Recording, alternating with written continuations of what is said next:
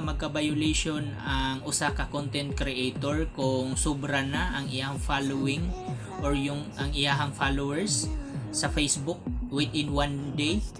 So akong tubag ana guys, yes no, posible nga magka-violation ka labi na kung mo-follow ka og direct sa iyang Facebook. Ngano man bawal guys no nga ang imuhang pag-follow direct ka dito sa iyang account. So ang organic way guys para nga dili ka ma-restrict no, iwas restriction sa pag-follow no.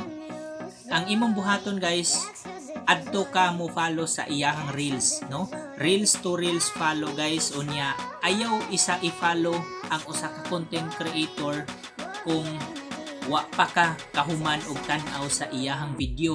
So sa iyang reels guys, human na isa og tan-aw ang iyang reels no, kung pila